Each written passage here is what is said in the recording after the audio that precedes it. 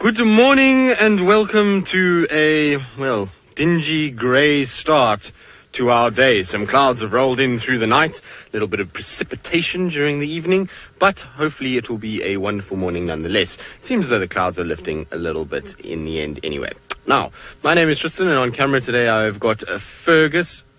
There we go. Fergus is back to the two-finger salute, which is not the bad one that we sometimes refer to. But anyway, we are coming to you live from South Africa, which means we'd love to hear from all of you. Hopefully some of you saw some things on the Damn Cam, hashtag Safari Live on Twitter or YouTube chat if you did, or if you just want to ask questions or say hello. Now, it's not going to just be me this morning. We're going to have Ali and Senzo, I think, rolling out in Rusty, and then Byron and VM will be out on walk. So it should be a good morning. Hopefully, like I said, lots of good things are going to be happening. What we're going to do is we're just coming down quarantine a little bit. Just wanted to check the open clearings. Always a good place to start. And then we're going to head up towards vertical access, up towards the gate, and then we're going to do a northerly boundary tour. I'll get it out eventually. It's Give me a chance. It's early in the morning. We'll try it. And so we're going to try and see if there's any sign of the dogs or the Nkuhuma Pride coming back out of Buffelshoek. So that's the kind of plan for this morning for us. I think Ali's going to head down towards Chitwa. So maybe she'll follow up on Tingana, which will be nice. And so that's kind of how things are going to go. Hopefully it'll be a good one. I think so. I think there's potential and room for brilliance, as they say. So hopefully we will get something. If Jigger wants to start, of course, that will... there we go. Well done, Jigger. It's early for Jigger too. It's a stuttering, stumbling start from, myself and Jigger this morning, which is, I suppose, how it goes sometimes. Anyway, while we kind of contemplate where exactly everything is going to be, let's send you across to Ali, who's rearing to go and wants to say good morning. Well, at least we know where the Impala have all gone. They seem to be enjoying quarantine. They're all pretty much around here, and it's almost a mega herd. We were talking about it the other day. There's about maybe 100 of them that come to quarantine to sleep at night because it's probably one of the safest places for them to be. My name is Ali, and on camera with me today is Senzo, and we're very happy to take you guys on exploring this beautiful morning.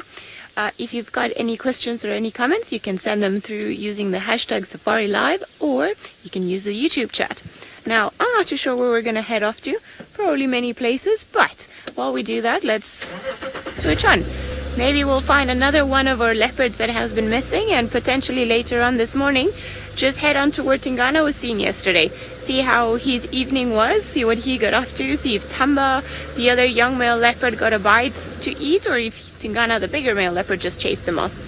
Quite an interaction yesterday, and I wouldn't have expected that to be the surprise that Tristan was saying. I thought it was maybe Tandy and Rebel, but good to see that Tingana has managed to make a kill. I was a little bit sad though when I heard it was a baby water buck, because they are so cute. So I felt a little bit sad, but at the same time slightly happy because Tingana managed to eat something, and it doesn't seem like he's been feeling all that well lately. So it's always good when he manages to get something. Now the weather still carries on being quite funny. It's very foggy this morning. Well, I don't even know if foggy, misty is probably a better word. And we had a beautiful sunny afternoon yesterday, very, very hot, but it seems like we're back onto the rainy days. Now, typical South African summer weather, this is what we get. We go from spectacular 40 degrees weather to maybe 20 because it becomes overcast and rainy. So overall, just your average day. Now, as we leave quarantine, we can already see that there are less Impala on the side, and they're probably all just retreating somewhere else. So I think we might go looking probably at Treehouse Dam, Twin Dams, and those areas, see if there's anyone that came for a drink, and who knows, maybe even the lions came back. That would be wonderful if they did. Right, while I carry on down to Twin Dams, let's go back to Tristan and find out where he's headed. Well, I'm still on the western side of quarantine, and I spotted a large pachyderm here somewhere, so the Ellies are still around quarantine, still busy making use of the multiple fruiting trees that are all over the place at the moment. Now, I need to catch up with him.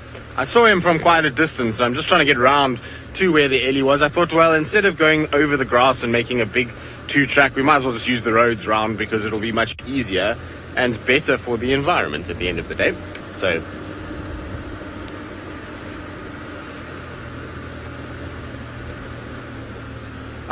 Chris Rogue, you see, I had a feeling about wild dogs. You're saying you've heard wild dogs contact calling twice in the last hour, and I must be on the lookout. Chris Rogue, my eyes are as peeled could be. I'm sure Fergus's are as well, because Fergus loves wild dogs. And in fact, this morning I said to him, Fergus, should we find wild dogs? And he told me, well, that's your main mission, is to find wild dogs. So hopefully we will find these doggies somewhere here. Maybe down towards the dam is not a bad idea. Is Ali on the dam or towards the dam? Where's this elephant gone? Okay, I'm going to go head towards the dam then, just in case. But there was an elephant here. I swear to you, I wasn't making it up. Fergus, did you not see where the elephant went? Phantom elephants, it's possible. No, man, this is ridiculous. There's a big elephant was standing in the long grass here, and I've lost it. This is not good. How does that happen, even? Where were we when we saw it? I'm sure I'm in exactly the right place to be able to see this elephant, but... So I should have gone through the grass to actually get to it. Although I feel like this is not going to be the only elephant that I'm going to see this morning. But seriously, that is very weird. I feel like I've stepped into... Oh, you know what? That's not an elephant, but it will do for now while I try and see the elephant. No, there. There is a very tall giraffe, Fergus. So...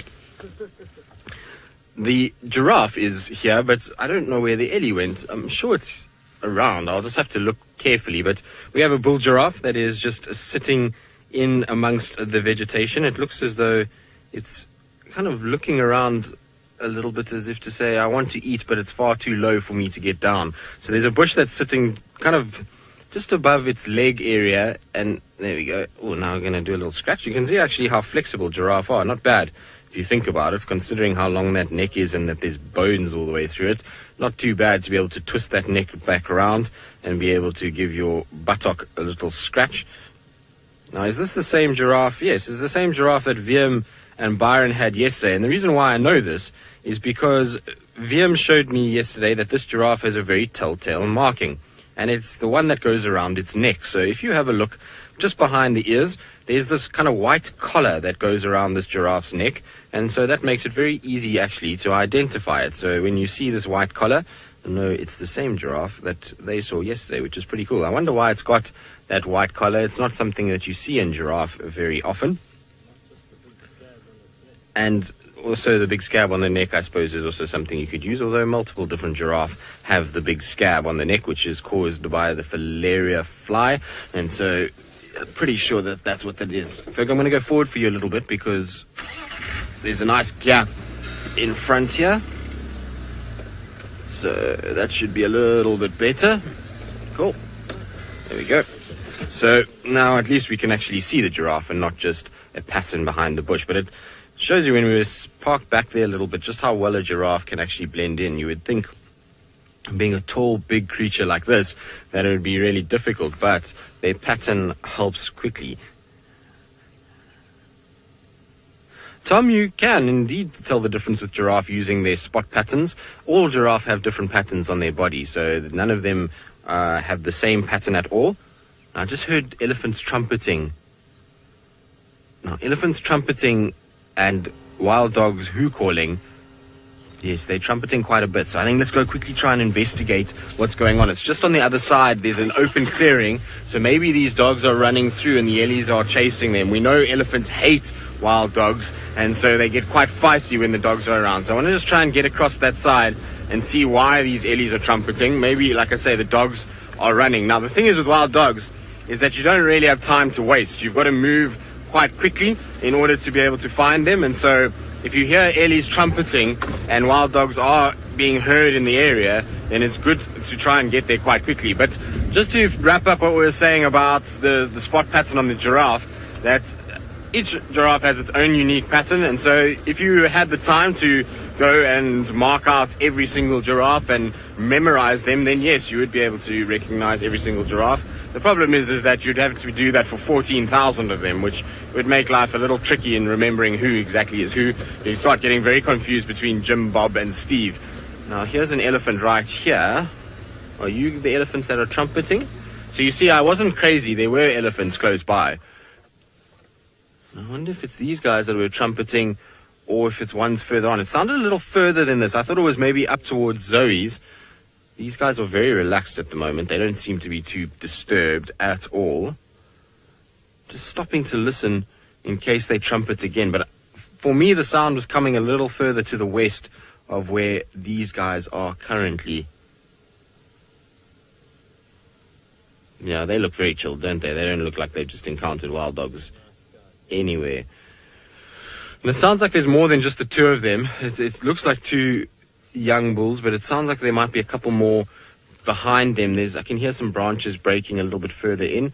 In fact, they're not young bulls either. This is a cow in front here. I can't see what the other one is. They're behind a bush. Looks like another cow in front as well. So two females. I'm pretty sure the rest of the herd maybe is still inside the thickets back towards where that giraffe is, and they're slowly but surely going to come through towards our area. But it's interesting the composition of herds recently. Sometimes we're finding females on their own, like we had yesterday afternoon at Twin Dams, and then we've got situations where we've got like this, where it's just the two females together. I can't see any sign of young ones or sub-adults yet. I suppose they could still come through the thickets, but for now, it just looks like two females, which is a very odd structure for a herd.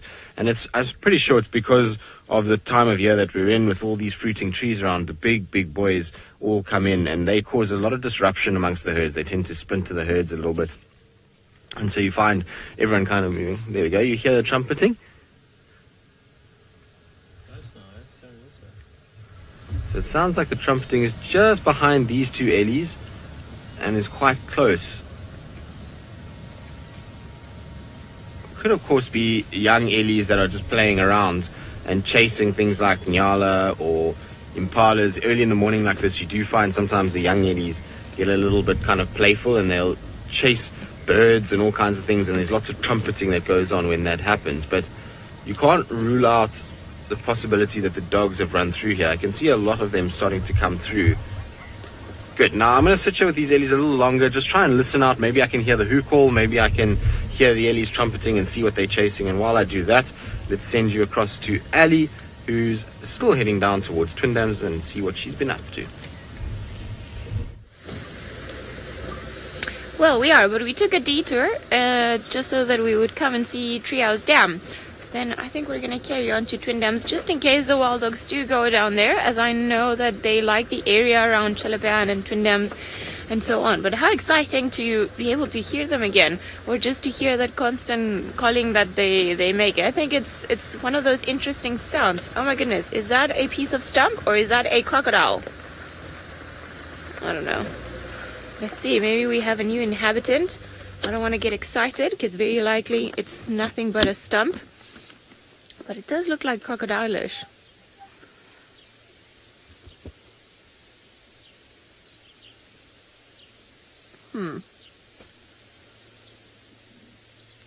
I'm still not convinced it's a live creature. I think it is possibly the best way ever that the mud has arranged itself to resemble a crocodile. Or are you? It's so hard to tell. No, I think this is actually not a crocodile. But what are the odds of having something that looks so much exactly...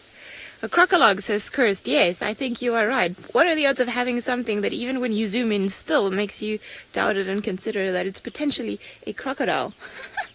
That was quite unusual, and it wouldn't be surprising at this time of the year to have crocodiles coming and inhabiting different pans and moving into different areas because, well, it's a lot wetter out there. It's the time of the year where they can go and explore and go find new pans and new areas where they can go and live in. Now, for example, the little crocodiles that we used to see at Chitwa, I'm sure they've moved on, or they could eventually move on to another dam in the area. Buffelshoek Dam is not that far away, so I wouldn't be surprised if they moved there. They have been there before, so I wonder. Maybe Chitwa Dam is probably better because it's a lot larger. There's more water, there's more space for all of them, and probably a lot more food availability as well. Now, it doesn't seem like there's too much happening here, except every now and again we hear the birds.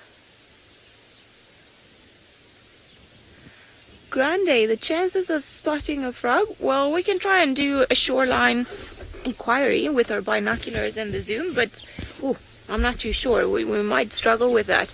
Perhaps the easiest way would be to find a foam nest, and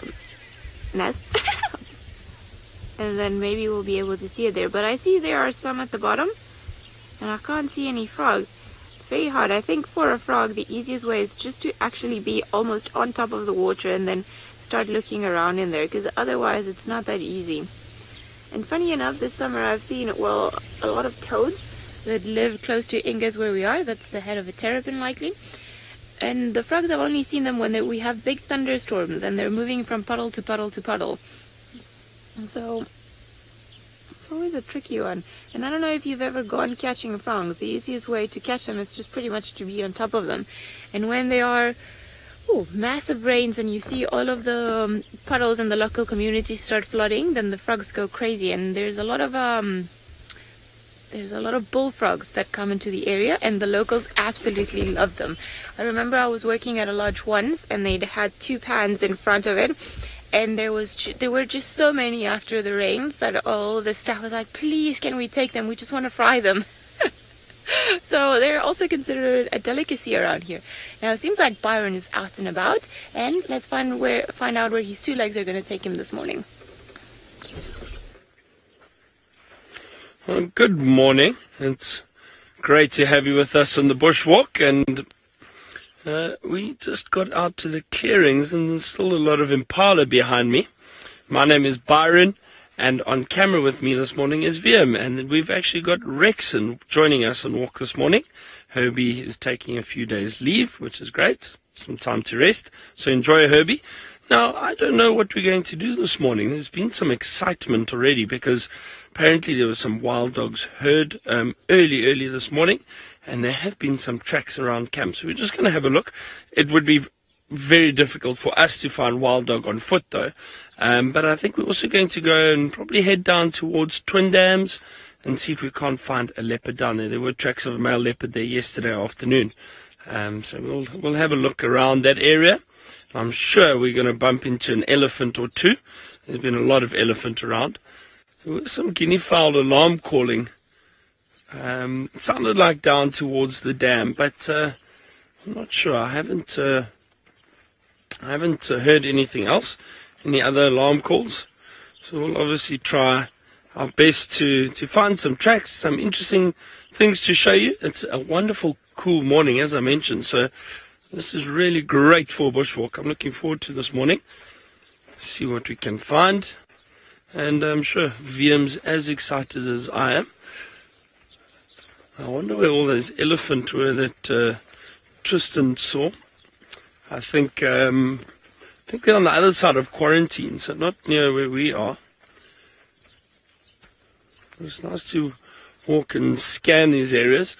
We're probably going to move off of quarantine, as I said, and move down towards Twin Dams Road. It's a bit thicker down there, and then we'll be able to have a good look around for any sign of animals this morning.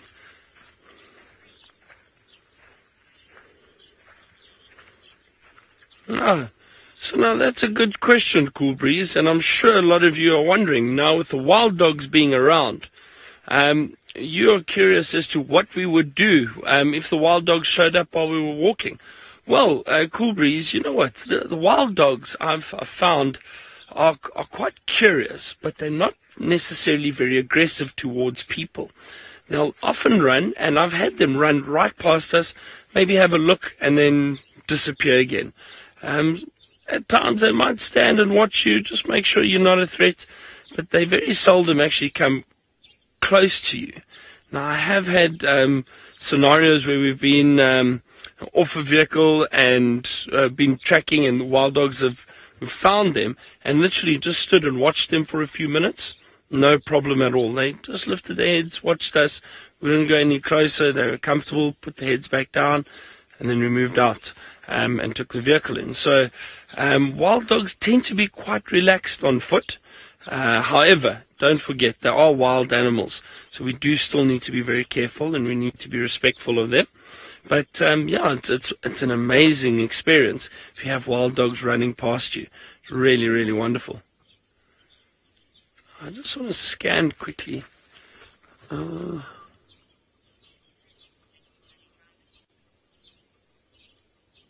Guinea fowls seem to have quietened down now.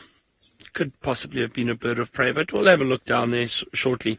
Okay, well, let's go across to Ellie. She's driving around, and hopefully she has some luck this morning.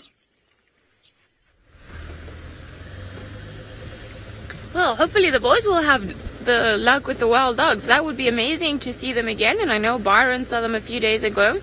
But the thing with wild dogs is that they will not stop moving, so they're actually quite rare and difficult to find. So fingers crossed that they are going to be somewhere up there where hopefully the guys can see them or find them, and then we can all enjoy them for the morning. Now this is very good weather for wild dogs to be moving around and just running and just doing their crazy things that wild dogs do. But I felt the Impala at quarantine were a little bit too relaxed, so perhaps maybe the wild dogs either haven't found them yet or they've already been there, and that's why the Impala have quieted down. And now we're on our way, I think, pretty much to Janet Jackson's hole for now. I just want to see what these tracks on the road are quickly. Okay. Alright, let me just try and choose this. This is probably the best thing to do. And there's quite a pretty one that I can show you. Now, this is one of the animals that walks at night the most, and yet we don't get to see them all that often. And I'm sure you've been hearing us say this, but these are all hyena tracks, all of this one's on the road.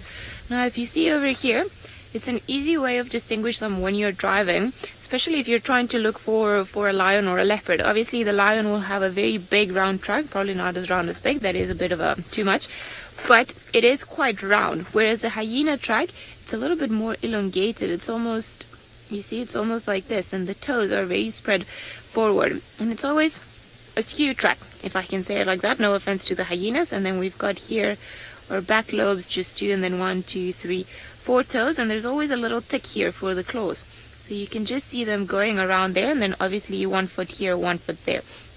But the funny thing about the hyenas as well is their gait. The way that they walk, it's almost like they walk like this. So they won't walk with their feet straight onto the ground, but you see it's always at a bit of an angle here, and then a bit of an angle there, and then a bit of an angle there. So it's almost like, you know, like they're little penguins and they're walking like that. Now there's always hyena tracks on the roads, always, so many of them, but yet we don't see hyenas all that often.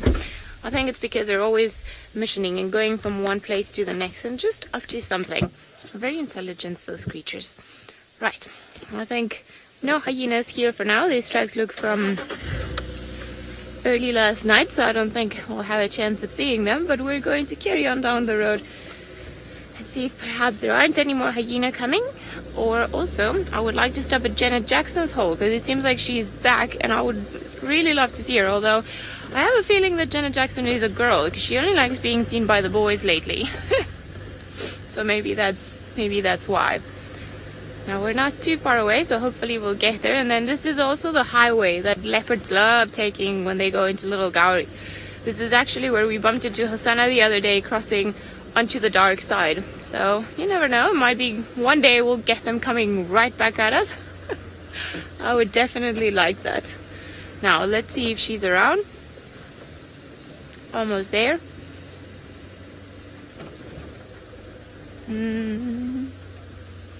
You're not there. Where have you gone? All the way up in the hole. Can't really see anything. Well, no. Someone is still out and about and probably either moving up further to the tree or just somewhere else altogether, but I don't think she's living here now. Oh well, I think we are going to carry on down Twin Dams then, see what else we can find there. But while we get to Twin Dams, let's head over to Tristan, find out if he's had any more luck. Well, no more luck in the wild dog department. There have been a few other Ellies that we've passed as we've been searching. It seems as though there's track for one wild dog that is running kind of in a north-westerly direction, past Gallagher, that side. Now, if it's one wild dog that we're trying to find, we're probably going to have a fairly tough time of it and not going to have a very easy at all, because a single wild dog is a difficult animal to find in all of this. It's weird how when there's just one, they tend to cut through bushes and thickets much quicker. When it's just when there's the pack, the chance of spotting them is that much easier, because you've got, multiple individuals that are milling around and going back and forth, and they also leave a lot more of a sign in terms of their tracks. So what I'm doing now is I'm just going back onto the cut line, and I want to check the cut line and head a little bit further to the west, in the case that maybe they were hunting and the pack split and this individual ended up coming quite far south and the rest maybe went a little bit further west. When you hear a dog who calling like that, there's only really three options that can be happening. One is it's a member that is split and is kind of trying to find a new pack. Two, it's a member that is lost and can't find the pack after that's taken place. And three, it's if there's mating happening and there's a lot of who calling going on. But given that we're only finding one track, I think it's probably the middle option, which is that the pack probably hunted and they chased things and they just kind of lost each other a little bit and it can't find the others, and so it's now who calling to try and pick up exactly where they are. That's what I think anyway. We'll just try and see how it goes. So Michael, you're asking what a wild dog call sounds like. Nothing like you would expect a dog to sound like. We call it a who call because it makes this eerie, ghostly who sound. Now, I do have it somewhere on my phone. Hold on, let me try and find it for you. You think I should do it? So I'm not very good at it, but I'll try. So it basically goes somewhere along the lines of... That's not very good at all. In fact, it's not hollow enough. You need a bit more hollowness. So this is actually what it really sounds like.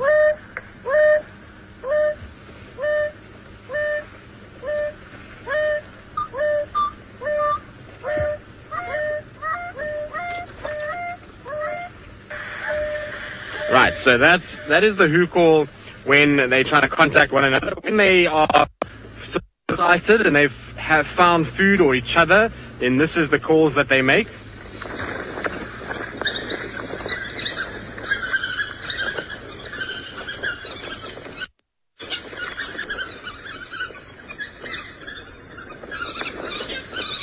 So there we go.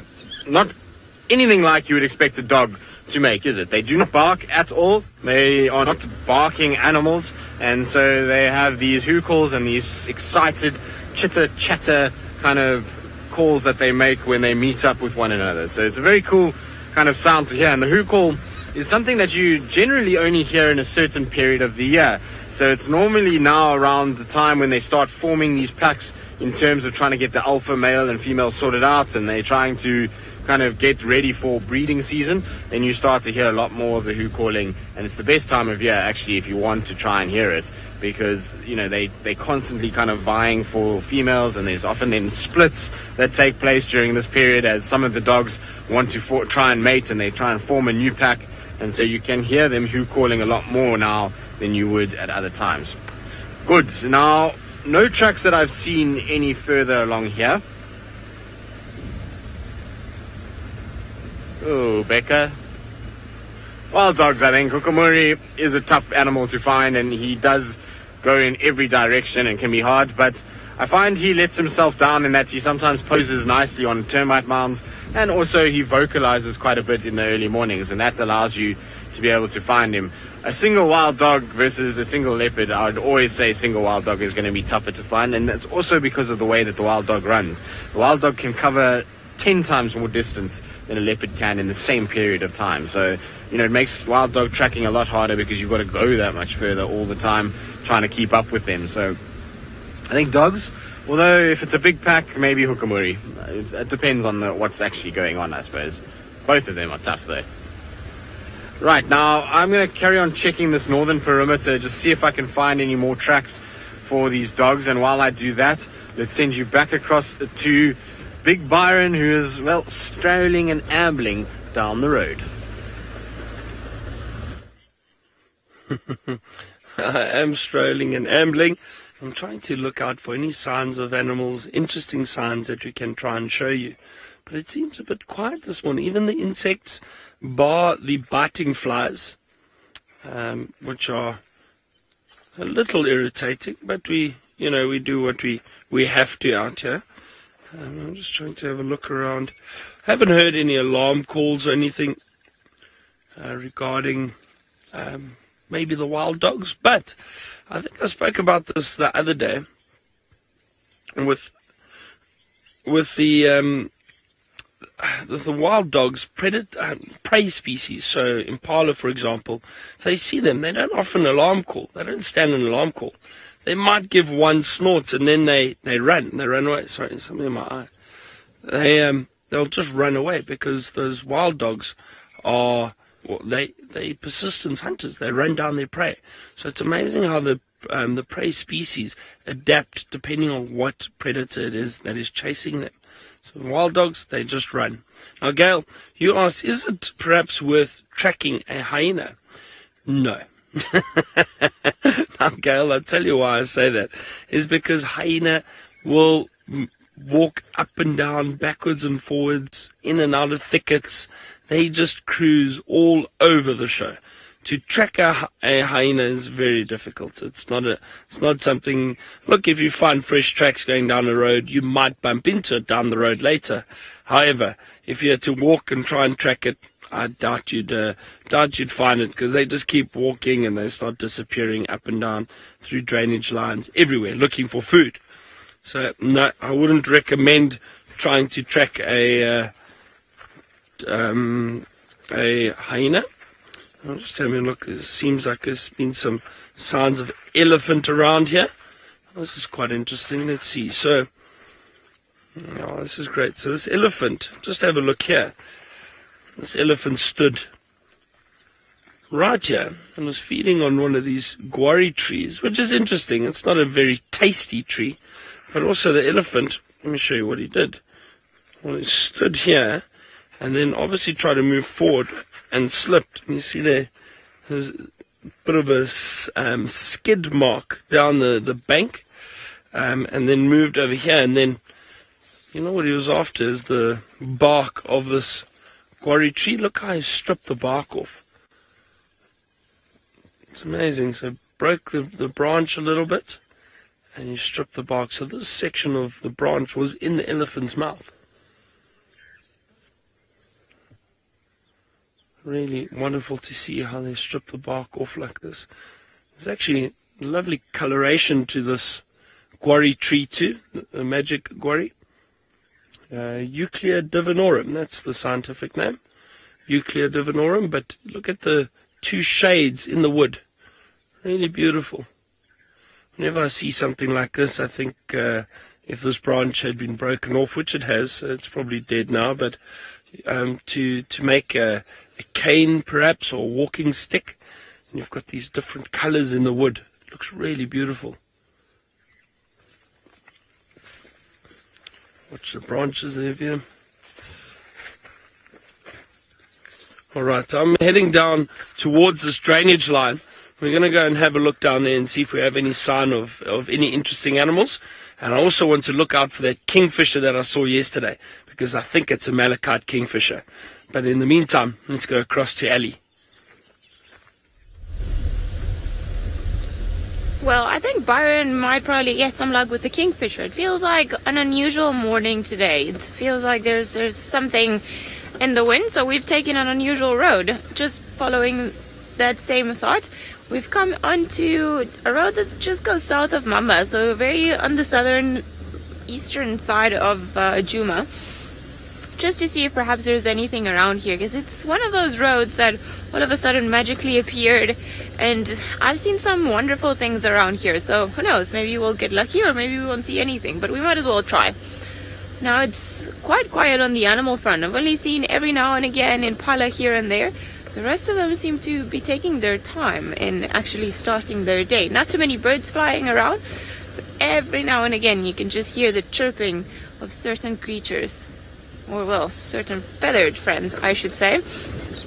But not too much here. And this could be an area where hukumuri, tandi, wild dogs, pretty much anyone could be. So who knows? We're just gonna carry on down here down the path. And I see lots of elephants have been around. You can see all their dungs, all their droppings that they have left on the road as they come here to feed. So maybe we'll bump into some nice elephants. A baby elephant could also be in order for the morning. And I believe Byron had a very tiny one yesterday that was keeping everyone thoroughly entertained. There is something about how endearing little baby elephants can be. They're just too funny. They're a lot of ego, trying to be very big, but make absolutely, or couldn't terrify anyone just because of all that trunk and all those ears that go all over the show with absolutely no coordination whatsoever. I think they're some of my favorites. Right, maybe the unusual road is not really that good, but anyway, we're going to carry on driving down here, and perhaps we'll be able to spot anything interesting, perhaps any other plants. It's always fine that in areas where you go, you might see different things because the soil is different, and there might be different, different conditions where things grow.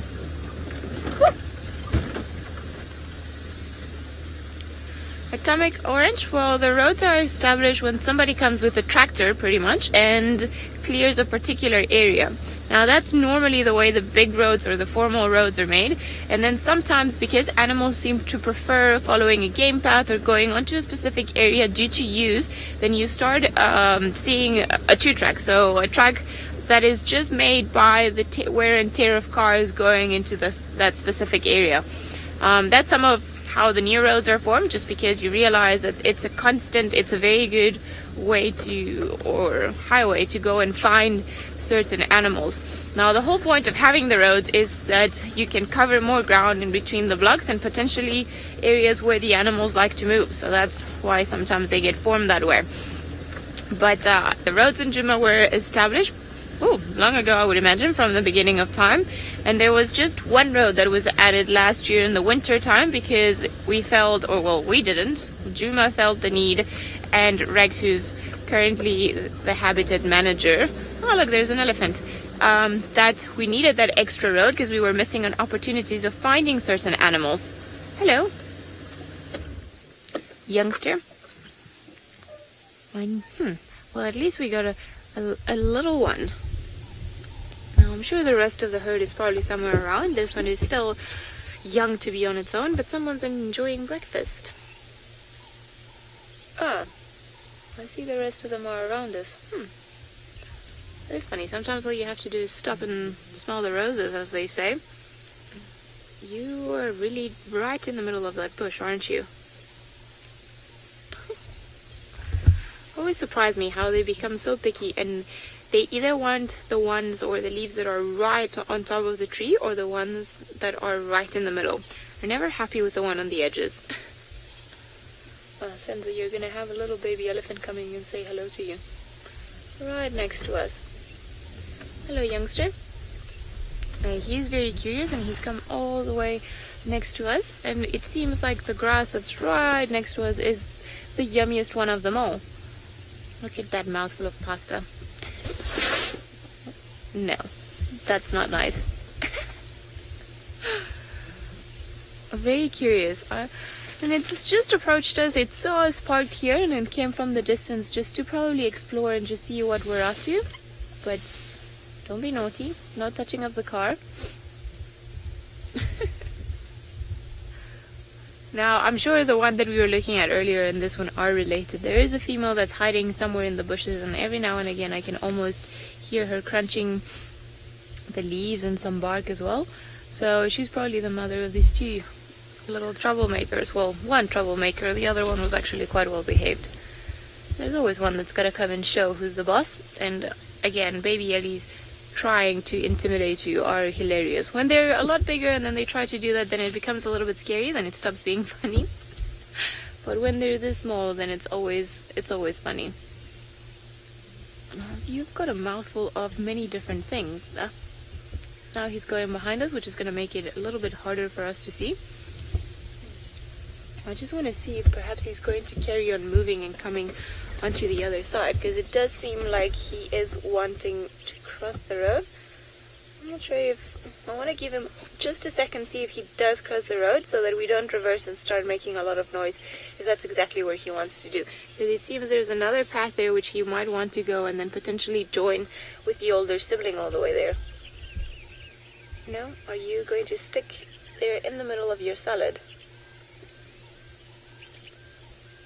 Alright, I think maybe what we are going to do then is I'm going to go a little bit forward. No, he's crossing now. Alright. Sorry guys, he's just right behind our vehicle. So if I turn the engine on now, then I might give him a fright. Hey, don't you throw any grass at us.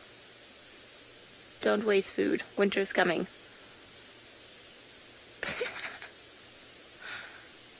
Very naughty little thing. Now if you look at his feet whenever he crosses, because now obviously he stood right in the one spot where we can't see him, they've been in the water, and either they've been drinking or he's been splashing around, just because you can see some drops of water all around him. Now, you're not being all that helpful, are you?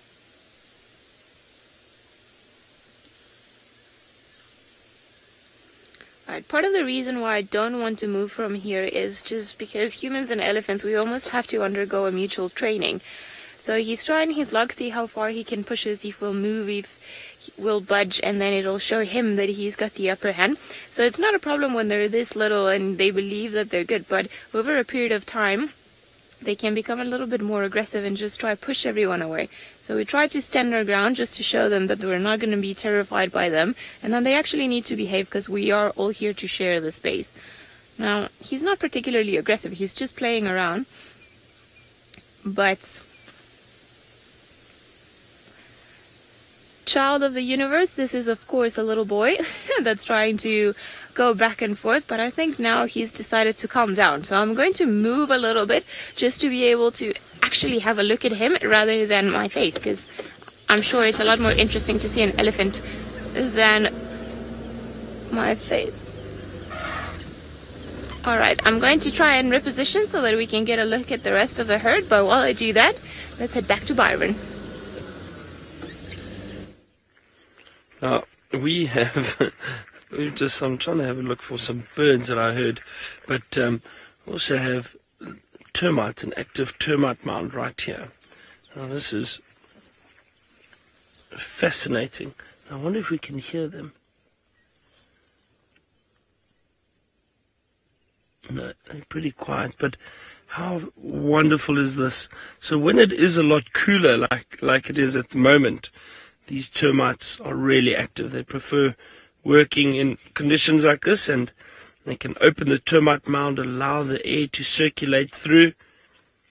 And look how they're repairing. These are all the worker termites. Don't see any soldiers here to protect the mound, but fascinating to see them busy building and repairing, fixing this mound.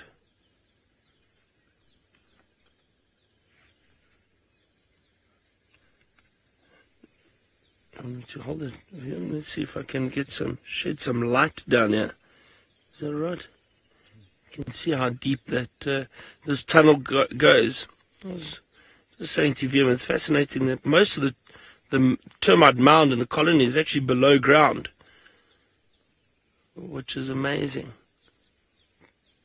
But wonderful to see them working together. And it's amazing how smooth the inside tunnel is. How they've smoothed it out, and they really are engineering geniuses, I think.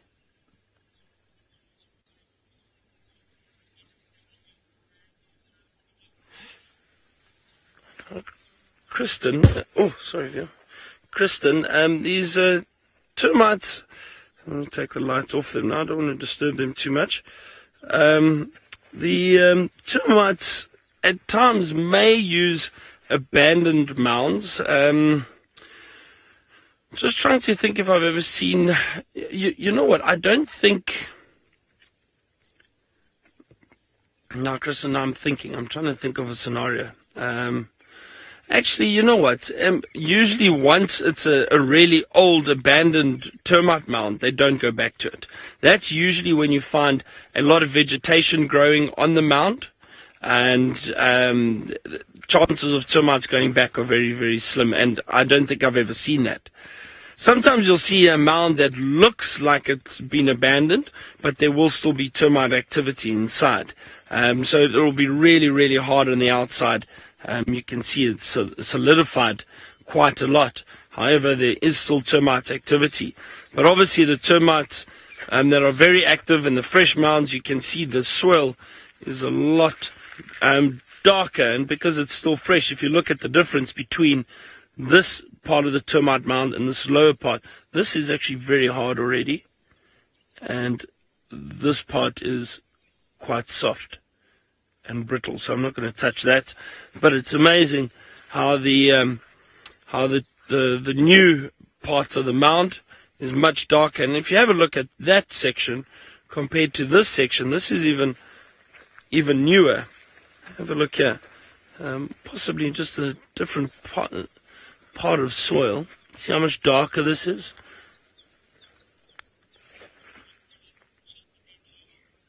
Oh, this is fascinating. Really, really wonderful. Well, we'll carry on and see if we can find some other animals to chat about. We'll leave the termites in peace. But let's go across to Ali, who's got a cheeky baby elephant. Very cheeky indeed. Hey, enough now. You behave. Yeah. We were very nicely on the road and then you came out to us. So you need to calm down now. Well, I don't know what you're up to, but you calm down. Alrighty. I'm not doing anything to your baby. You started it. It's all fun and games until Mama gets involved.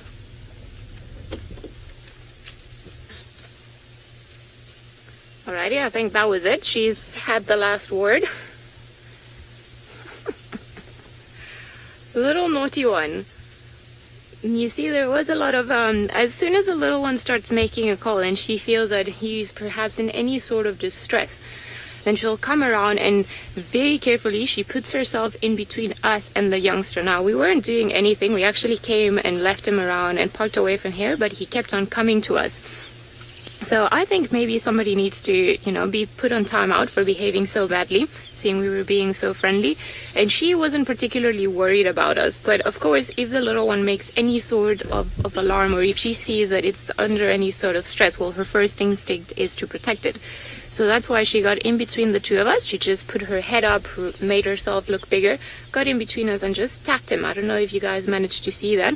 And obviously at some infrasound level that we cannot hear, she communicated with him as in like, enough now, time to go. So then now they've carried on walking down the road. I'm not too sure what's up with this little boy. He's still going off, charging on about...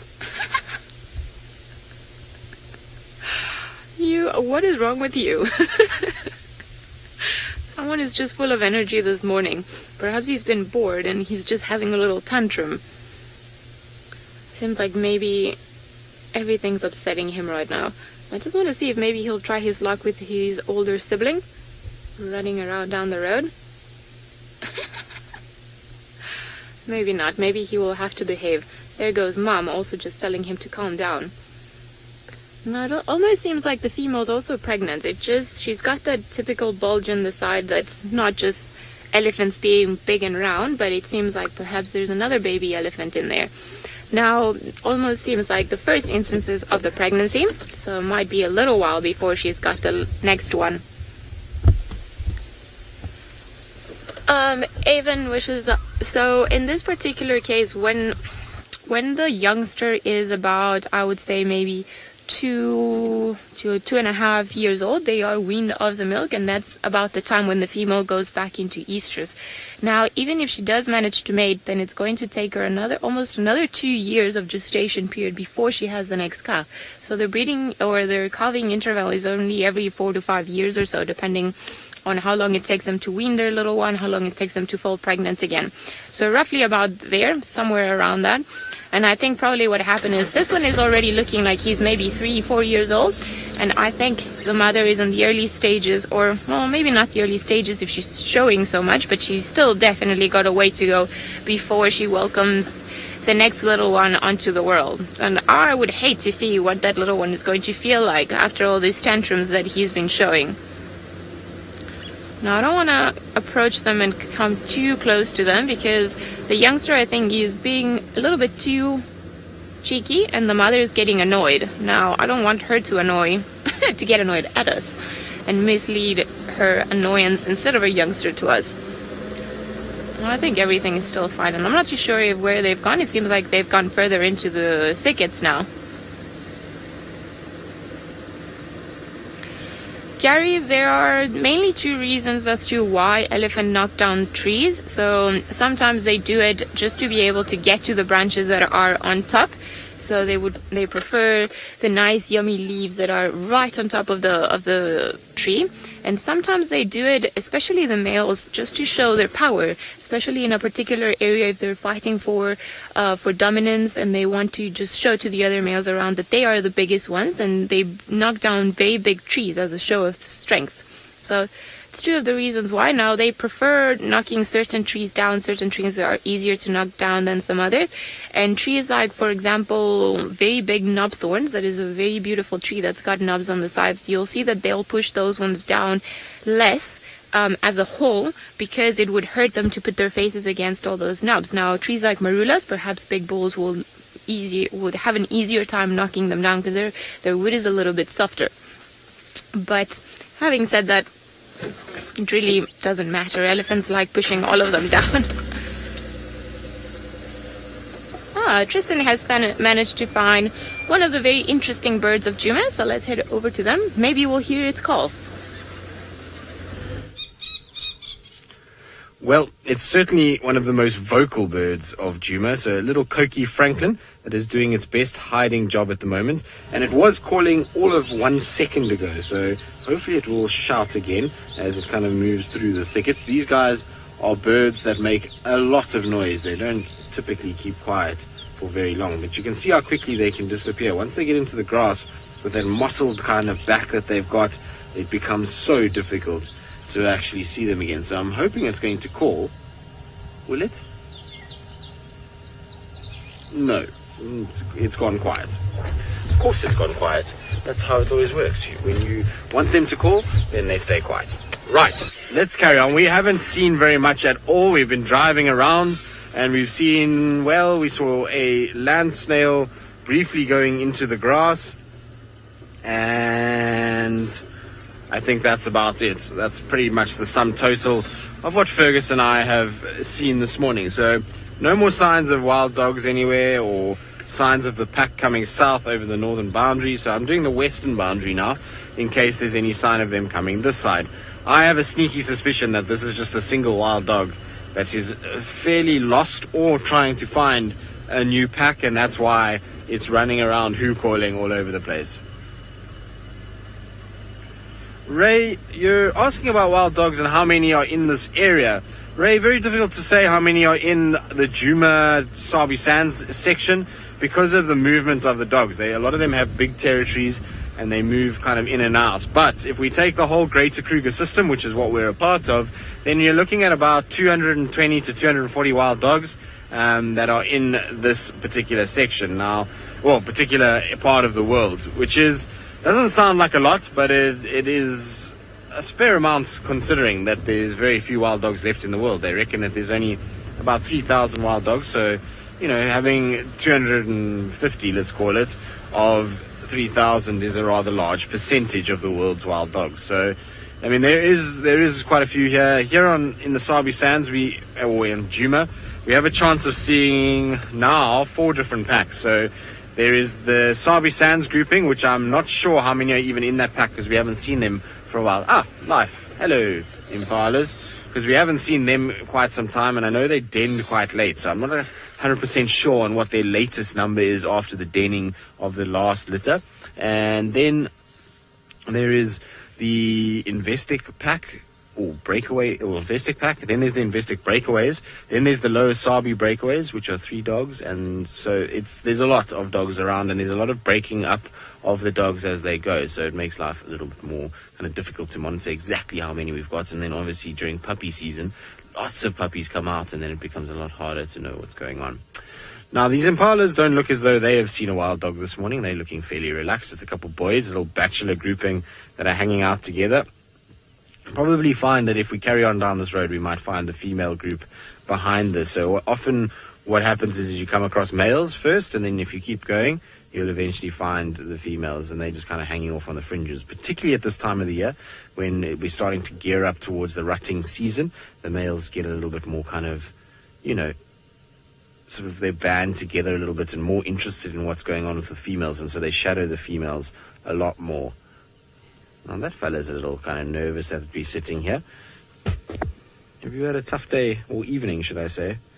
Beautiful example of an Impala though, that one. It's still a youngish individual. You can see the horns haven't quite sort of flared out as much just yet, so I would say that that's probably an Impala that's maybe 3.5, 4.5, somewhere there, or 3-4 years old. So it's still got, will be its first mating season this year, and it will probably have many, many ruts to come if it doesn't find a predator at some point. But they really are amazingly beautiful animals. They've got this rich kind of reddish color, and then these beautiful markings all over with little black tips to the ears. They almost have little elf-like ears, don't they? They're quite pointy and end quite sharply, but very, very cool animals. I always thoroughly enjoy actually sitting and appreciating Impalas for what they are. A lot of the time everyone thinks of them as just kind of vermin. I suppose not vermin, but as this overly common antelope that is really not worth anybody's time of day, but that's not exactly true. Now you can see a little bit of horning of the bush. Now these are all displays to the other Impalas that are around, that they are kind of challenging in a way and saying, well, I'm the strong Impala here, I'm going to challenge you. And this is how it starts with the rutting, is it's slow little sort of subtle signs like this, and then eventually it starts to get to the point where the females kick into estrus, and then the male's testosterone levels just go through the roof, and they start chasing each other around like a bunch of hooligans. And that's when we start to see the fighting going on, and a lot more vocalizing from the Impalas in the area. Right, let's carry on, Fergus. Let's see what else is around the corner. Maybe the herd is in front. Now, while I carry on down this road and see if I can find the females that these males maybe are shadowing, let's send you back across to Byron, who I believe is looking at signs on the road. Now, this is interesting. Now, some confusing tracks. However, you can see, let me try and move, something has definitely laid down here. They've disturbed the soil, and you can see it's been flattened slightly. And what I think this is in fact the wild dogs. I think they lay down here. There's some tracks, little signs over here, and little signs over there. And it looks like the wild dogs. And I think there's one or two clearer tracks. I'm just going to have a look here quickly. Yeah. There's another little track over here, but sometimes in the soft sand you get these scuff marks from the dogs, also because they tend to move quite quickly. But this has a little track over here, and this is, I think, the wild dogs. Let's just have a look. There might be some more. See if I can find a nice clear one for you. You see, and the other thing is, I mean, wild dogs run up and down, so it's not always easy. And that looked like just one tracks of one of them, which means, I mean, they could possibly all have been in this area, but lying all over. You know, wild dogs don't always just go and lie down in one spot together, especially when it's cool and they're running around and potentially hunting. Maybe just stopped a quick rest, perhaps ran down and drank at the waterhole behind us. Let's actually go have a look there. Let's just see if we can't find any sign or something around here.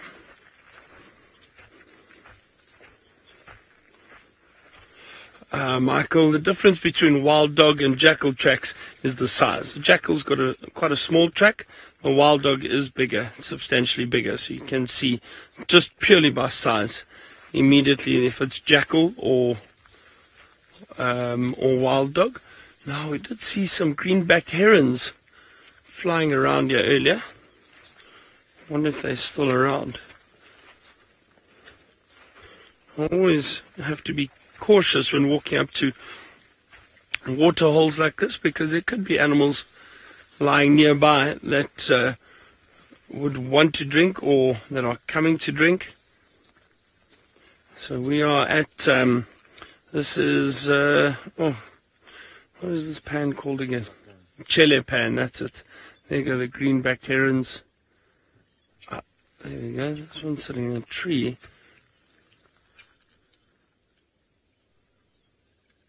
There we go, well done, Viam. A beautiful green-backed heron. Sitting up there. Oh, that's interesting. I haven't seen green-backed heron here before, but this pan is filled up really, really nicely from all the rain. So it's perfect for these birds. Let's see if there are any tracks around here of something that may have come to drink.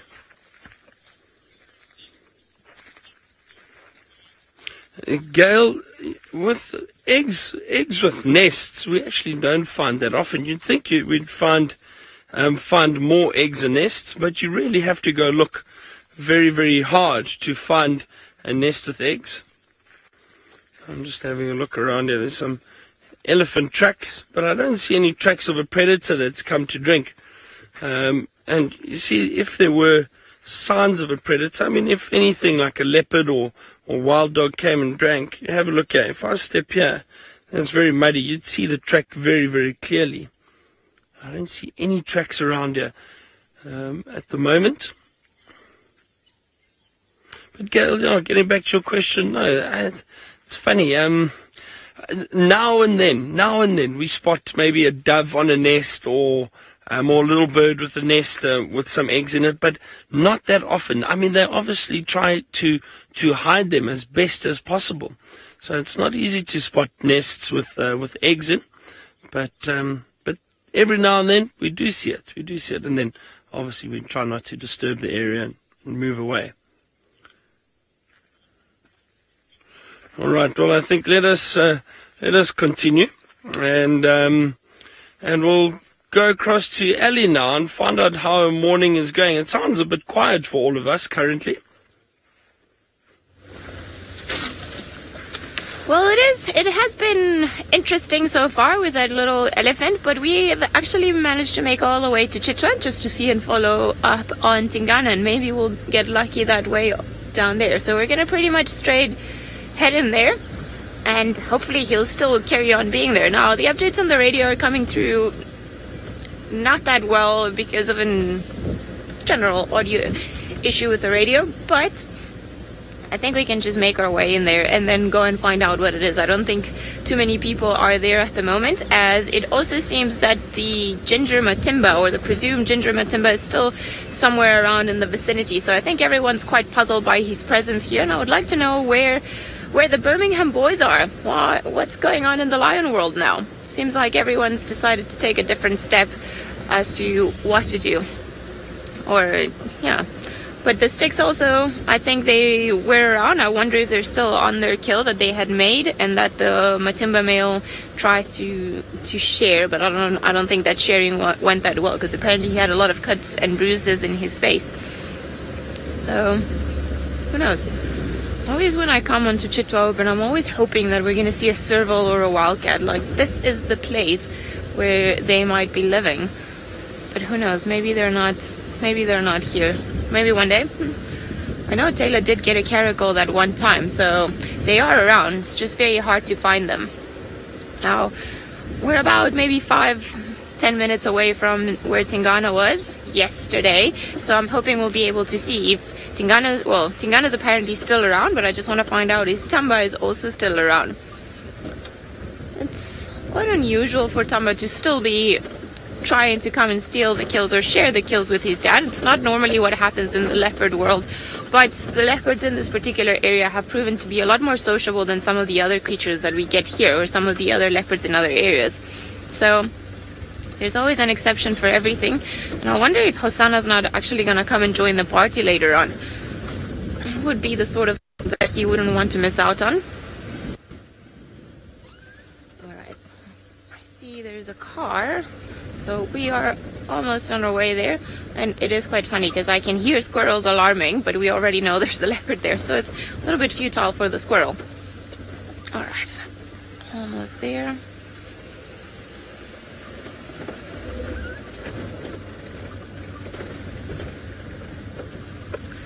Colbert, I reckon a hyena walks more during the nighttime than any other creature, just because wherever we find their tracks, they always seem up to something. Okay, come on, Rusty. Okay, managed to engage my low range, and off we go. There's something about driving dry riverbeds that is the best feeling. Now, I think hyenas walk more because hyenas just tend to walk slightly further away, in my opinion, for food, whereas leopards do a lot of stalking, and if they find an opportunity, like Tingana, he hasn't really moved from this area for the last 4 or 5 days. He's just been sticking around here, and he doesn't really have to go anywhere else. Right, now, definitely up in the tree, so let's try and see where we can actually get a view from him. Morning. There we go. Sends.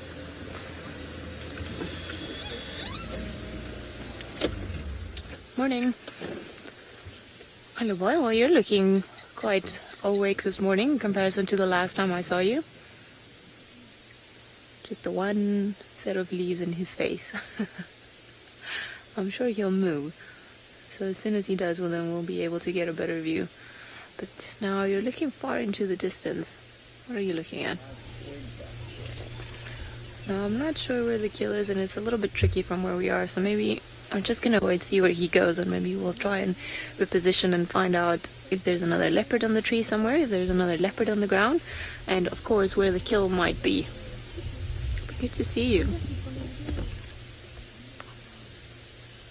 Oh, seems like he's trying to choose a spot where to lie down. Tread carefully.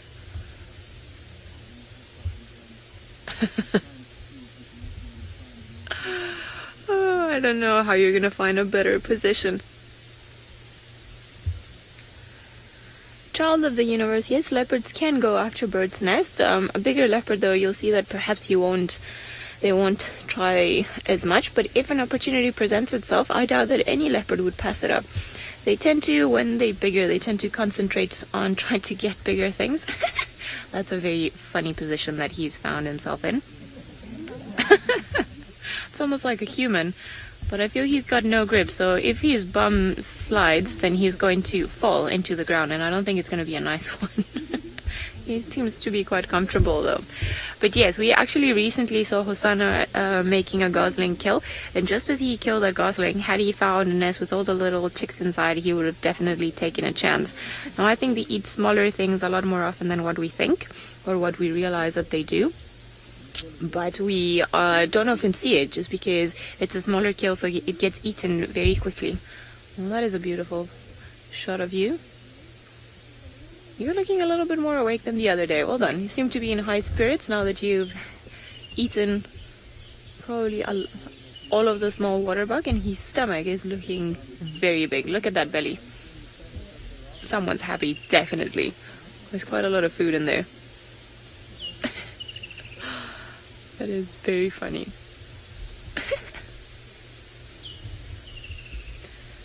Very, very funny. Now, again, why he chose that position, he clearly thinks it's comfortable. Maybe just because it holds his stomach onto the side, but I'm not sure. It doesn't seem like... I wouldn't choose that position. Now, I just want to find out if maybe Thamba's somewhere else around here. It's a bit of a tricky one. I can't see anything from this particular spot. Just want to check with my binoculars on top of the tree.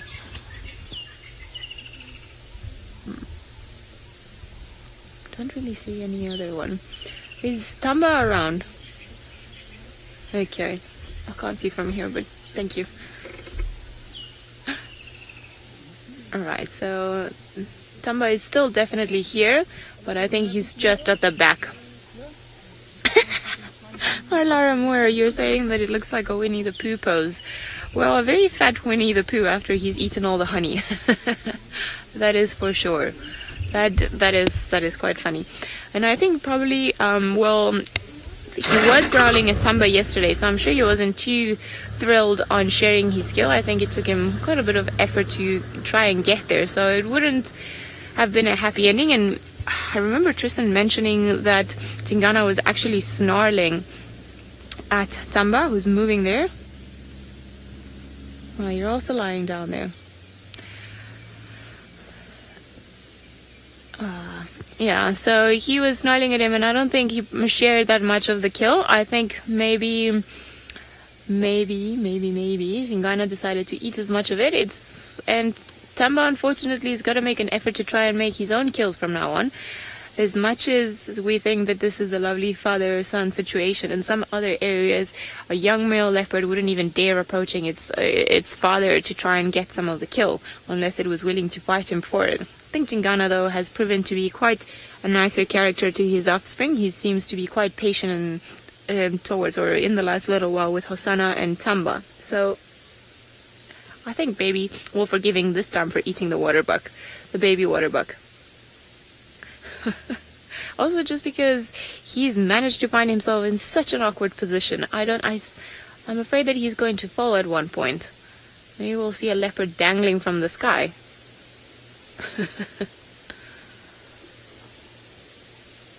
Now, I think maybe I'm going to try and reposition, see if we can get a shot of both Tingana and Thamba. But while I do that, let's head back to Tristan and find out how the wild dog tracking is coming along. Well, I wouldn't really call it wild dog tracking. I haven't seen a single track for a wild dog yet this morning. So I'm just driving around in the hope that I'm going to bump into them somewhere. But given that it sounds like it's only tracks for 2, maybe 3, I'm not very confident at this stage that we're going to find these dogs. I'm trying my very best, but I don't think this is going to be something that's going to work out for us. I always get a bit nervous when it's wild dog packs that are very small. And also I know if it is the lower Sabi breakaway pack, well, we're in for a runaround of ghosts, because those guys can move so far, so quickly. It makes it very difficult to pick them up. So, I mean, we've checked northern, western.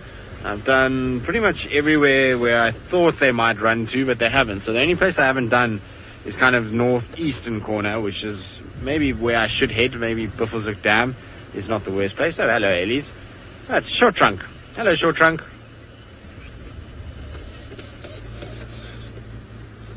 Mimi, you're asking where we can find the greatest wild dog population. Well, in terms of a single game reserve, South Africa's Kruger National Park, I think, is the highest number of wild dogs in a single game reserve. Hello, Short Trunk. How are you, girl? And so, you know, that's where we are, is like I say, the single largest population in one wild area. She's just having a little smell of us. And I wonder where the rest are. There's normally 4 of them together. So I think the others maybe are still lurking behind. But she's a very cool elephant. I enjoy seeing her. The last time we saw her was on Chitwa 2 days ago. So obviously just been doing her rounds, feeding as she goes and taking it very easy. But I'm surprised it's just her and the young one. I would have expected more of them to be around. Hold on, Fergus. Let me reposition for you quickly. Because otherwise we're going to just see her bottom for a while, and we want to see her face as well, so we'll just reverse back a little bit. But in terms of the dogs, the other big populations of wild dogs are Botswana. So I'm not sure what the exact figure is for Botswana, but I think for the whole country they're somewhere around 350, 400, somewhere there. And then there's populations now in Mozambique, Malawi, Zambia, Kenya, Tanzania. Zim's got quite a high population of them, or did. I don't know how they're doing these days. But I think Kruger Park is the highest single population in Africa, as far as I know. But I might be wrong. Just seem to remember that being the figure. I'm surprised. I'm a bit concerned, though, where the rest of these guys are. I would hope that the rest of the herd will be somewhere close, so we'll just have to keep watching. But while we see if the rest of the herd arrives, let's send you back across to Byron, who's doing a spot of birding. I am. There's We haven't bumped into anything else yet, but we've got this beautiful Swainson's Franklin. I don't know if you heard him call there. Wonderful sound. Just getting a bit of a vantage point, it looks like it. Having a look around. Now we're on the edge of a drainage line, so I'm hoping that we find something interesting. And who knows, maybe an owl or two. That would be great. I'm going to scan very, very carefully and have a look around here, but usually it is quite difficult. I'm currently being eaten by biting flies. They're everywhere.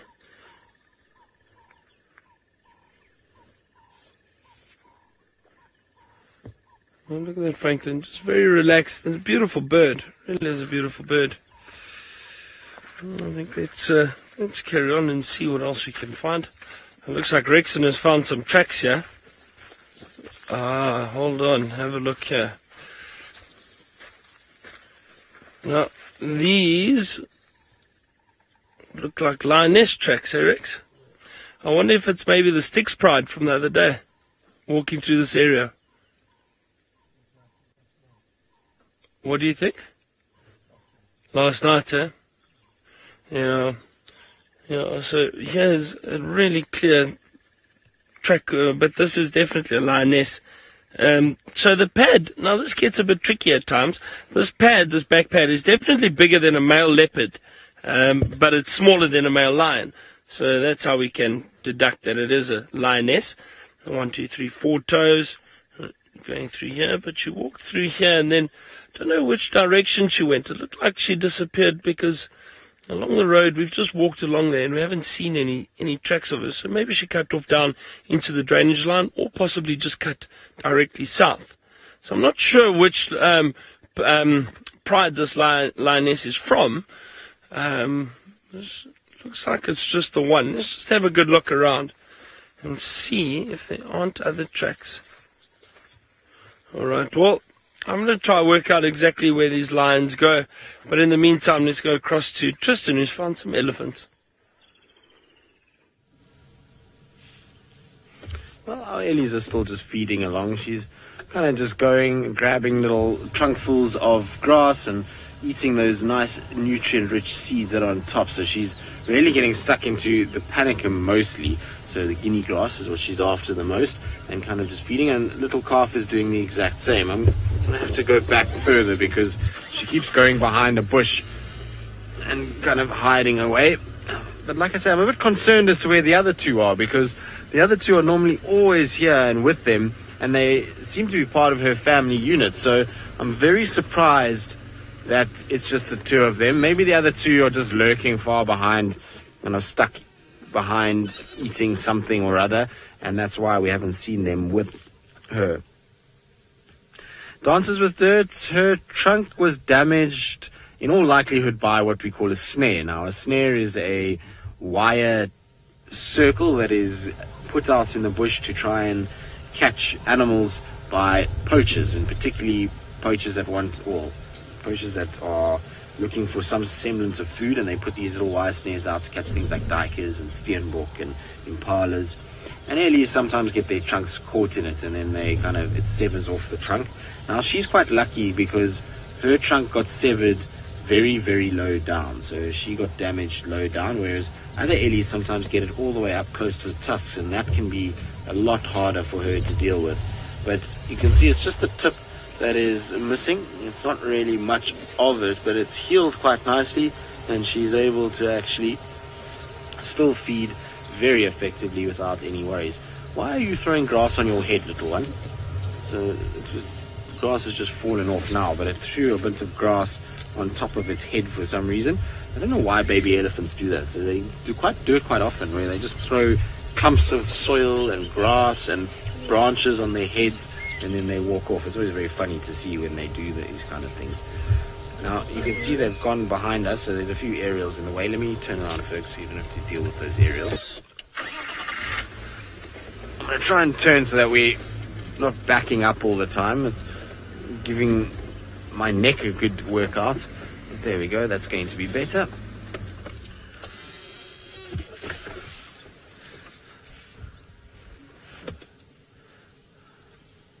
canine nutritionist. We personally, as members of Safari Life, do not remove snares.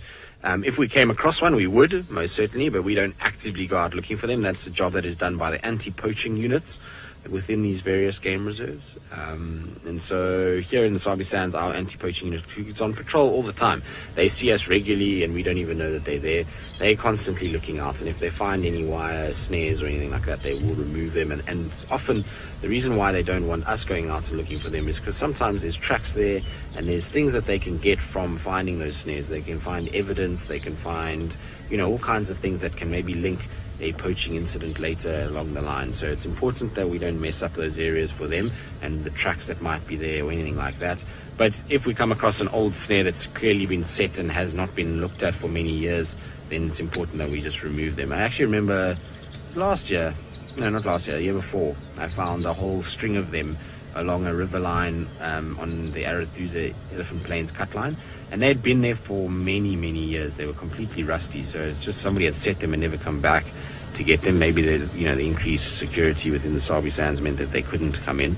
And so we had to remove all of them. And it took us a while to get rid of them. I think it was like 9 or 10 in total along the riverbed system. So it's very few and far between, though, that we find those things. In all the years that I've driven around the Sabi Sands and walked around here, I think if I've maybe found, besides those ones, if I've found 2, it's a lot. So there's really very few of them here. And like I say, our anti-poaching units, particularly now, does a sterling effort of going through everything, making sure they comb this area and get rid of any snares that could be. This injury, I'm 99% sure, has probably been picked up in the Kruger National Park. Kruger National Park is just such a big area. It's very difficult to go through it with a fine-tooth comb, and there are many, many, many, many snares in the Kruger, and so it's unfortunately probably where it happened. But since she's gotten a little older, she's now spent a lot more time here in the Sabi Sands, and hopefully that means that she'll stay nice and safe, and we won't have to worry too much about her getting any further injuries to her trunk. But like I said, it doesn't hinder her in any way whatsoever. As you can see, she's still able to wrap her trunk around food, still able to pick up even fruits and small objects. So she's lucky in a way, the way that it actually scarred, that it developed a little kind of sort of, I don't know what you want to call it, but there's a little ridge in it almost, and that allows her to be able to pick things up as though she had little fingers. So she's still adapted very well to this deformity. It's not ideal for an elephant ever to have a deformity. Their trunk is vitally important, and it's designed and adapted it a certain way because it's needed in that way. And so to be able to lose that is very difficult for an elephant. So she's done very well to adapt to her situation and to be able to figure out how to feed with it. Now, I'm going to leave these 2 that are moving slowly southwards into the thickets and disappearing. And so while I figure out where I'm going to go to next, because I think Rexon is calling me, I'm going to send you back to Ali and the beautiful leopards.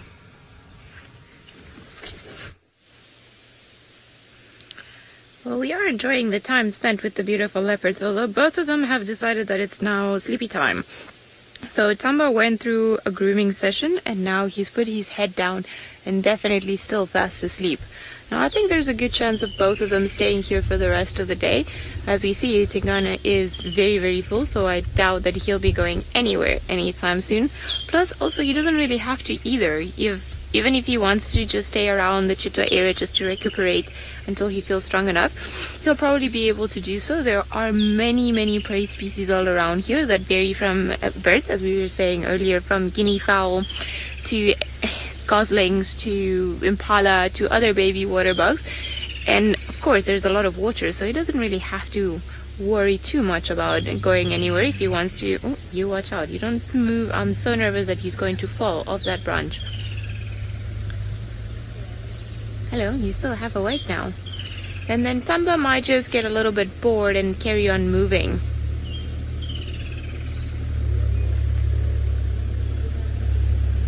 Michael, there is a possibility that his tolerance, that Tingana's tolerance to Hosanna and Thamba is due to his age. I think it could also, now that that Hosanna and Thamba are a little bit older, I think it could also be due to his condition. Now, we know Tingana's had a hard time lately, and he hasn't been feeling all that well, and he's lost quite a bit of condition.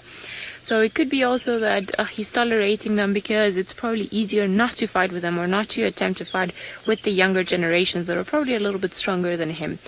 However, we have seen him before where he's been quite tolerant of the both of them.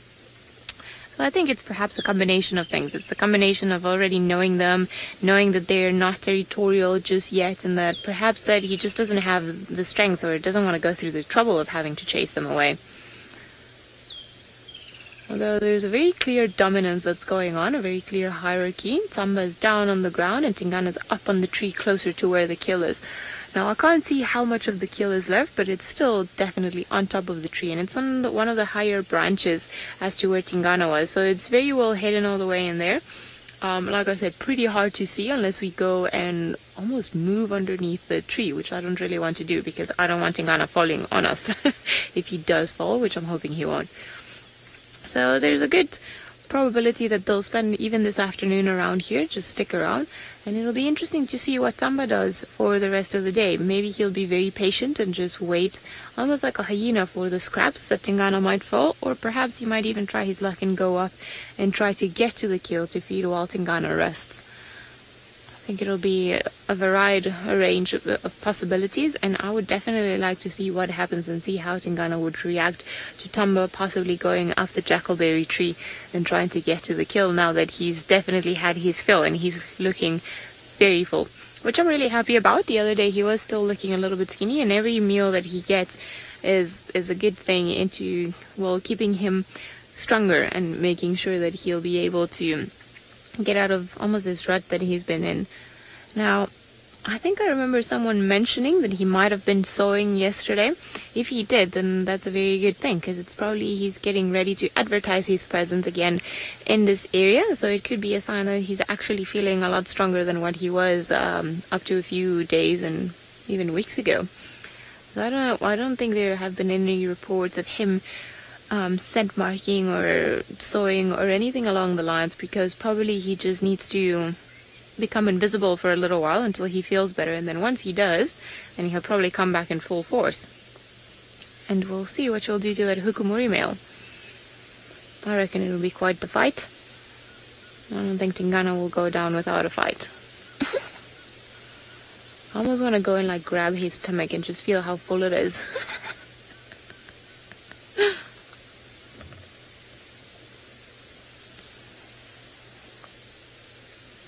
First Lady, it will probably take a few days to digest all that portion of meat. If he had quite a bit, as we think he might, he will be fine maybe for the next 2 or 3 days. Protein tends to be digested more slowly than what fiber and other substances do, and that's and also because of opportunity, cats tend to gorge themselves, so they can eat almost between 10 to 25% of their body weight in one go. So depending on the animal's creature, and let's say that they weigh 100 kilograms roughly, that can be up to 25 kilograms of meat a day, which is a lot of meat. And I don't know if you eat meat, but if you have ever had too much meat to eat, then it's almost, you feel sick and you feel full for such a long time. Well, it's the same for them. And the ones that they've got their stomachs full of meat, it'll take them quite a while to feel like they're not full anymore, and then they'll start hunting again. So it tends to last in their stomach for a few days while everything gets broken apart and their digestive system just comes into play. But obviously he is still digesting now, and as he digests a little bit, then he's going to feel probably a hunger pang and then try to carry on feeding and then filling himself up again, and then digest a little bit more and then go back to eat if there's anything left. I'm surprised that he's got such a big stomach. It must have been quite a bigger-ish baby water bug if he's looking that full. Now, I would love for Thamba to get up and just show us how full he is, but it doesn't seem like Thamba is that awake either. Julian, it could be Thamba's kill. Just going as to what I heard on the radio, that everybody reported this being Tingana's kill, and it seems that yesterday Tingana was the one that hoisted it up in the tree. So it could be that Thamba made the kill. However, everything would point to Tingana just because he's been in the area that we know of in this particular spot for a longer. But I mean, the only way to know for certain is if anybody saw either one of them actually making the kill.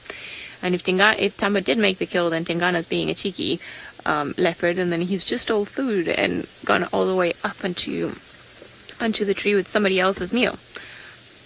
So it could be that Thamba's here just waiting to get his kill back because Tingana stole it, or it could be that he's just here waiting for Tingana to drop everything and just share it. So it's a range of possibilities. Now, as I said, the only way to know for certain would have been, and I don't know if anyone actually saw either one of them make the kill, and I think, yeah, that would probably be the only way for us to know.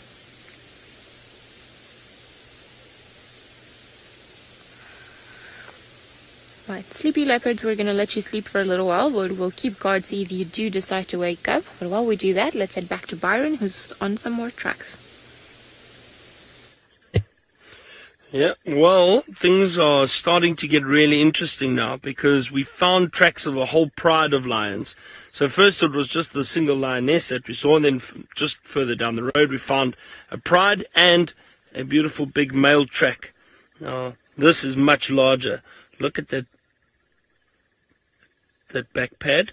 Much bigger. 3 very clear lobes. This is a wonderful track. Nice and clear in the 1, 2, 3, 4 toes. So this is much bigger. That's almost the size of my hand, but a very, very large track. So what we are doing is following them, obviously. We're going to try our best to see if we can find these lions. And they cut through here. Well, this male, what's happened is, excuse me, what's happened is we saw these tracks on the other side of this drainage line. And they cut through and they came this way. We cut through too, and we got to this road, and then we only saw tracks of the male. I think perhaps the pride turned and possibly cut up somewhere through here, and this male just did a bigger loop, but is now following the pride. I think he is going to take us to the pride, hopefully. So we are going to check very carefully, and we're going to go off-road and walk a little bit. I'm just looking. Rexon's along there. We can continue along the road a bit. It might be worthwhile because I'll tell you we might find tracks of the pride coming out. So there's nice soft sand here. Some fresh giraffe tracks. Giraffe dung. You see there's a lot of fresh giraffe dung right here. And I know it's giraffe because it's spread all over the place. So obviously with giraffe, when they defecate, the dung hits the ground from quite a high distance, and then or quite a height, and then it spreads everywhere. So let's carry on checking. Now, Chitty Chatty Meg, you asked, do lions on foot scare me? No, they don't actually. Look, I'm very careful, and I don't want to upset the lions, but no, not scared. I think. Respectful, just very respectful. At the end of the day, the lions don't want to attack me or us, but we do have to be careful, and we do have to check quite carefully. Make sure we don't disturb them, that they feel threatened. That's what you don't want. But no, and I don't think any animal really scares me. I would say. What I'm very cautious of when being on foot is buffalo and hippo. Those 2 animals, I think, are quite unpredictable. All right, so Rexon's showing me that looks like the tracks cut straight through and head in this direction. So we're going to go through this thick bush. We're going to have to keep quiet and listen very, very carefully. Let's go back to Ali, and we'll see you shortly.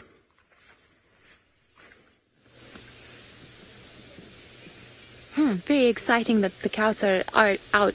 I can't even speak. Are out and about this morning. At least the lions. I'm pretty sure they're going to be doing the same as these 2 spotted cats that we've got over here. Now there was, yeah, Thamba. Oh, hello. What bothered you there. Every now and again, Tingana is moving, I think, to try and reposition himself and find a bit of a more comfortable spot on the tree. So every time he flinches, Thamba almost instantaneously opens his eyes and looks up as in like, oh, are you done? Kirsten, yes, Tingana would have to go for water at some point, although it's a very cool day today, so I don't think he's going to go for water anytime soon.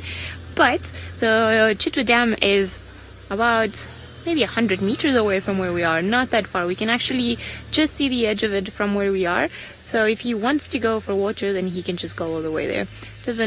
Wouldn't be bothered, and I think perhaps maybe some guests will see a leopard drinking right outside of their house at some point during the mid-morning if the sun does decide to start shining again today.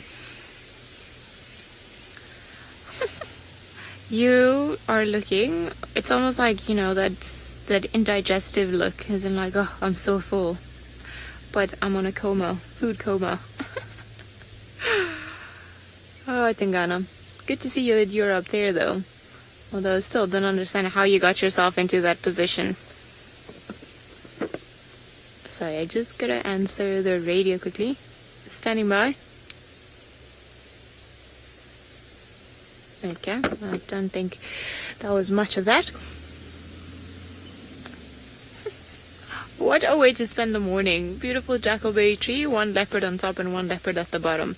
Now, the fact that he's got his eyes open like that, it could be that maybe he's going to try and rearrange himself on the tree. He is breathing a lot heavier, or you see the panting has gotten a bit quicker. So I think either he's not comfortable in the position that he's in, or he's definitely starting to feel the heat now. Now, I wouldn't say it's a particularly hot day, and it's actually been more on the coldish side, but clearly his metabolism is going, trying to break down all the water-bugged meat that's in there, and perhaps that's why he's feeling a little bit hot now, because Thamba on the ground is definitely not panting, and I think Thamba is probably at a much cooler temperature than what Tingana is right now.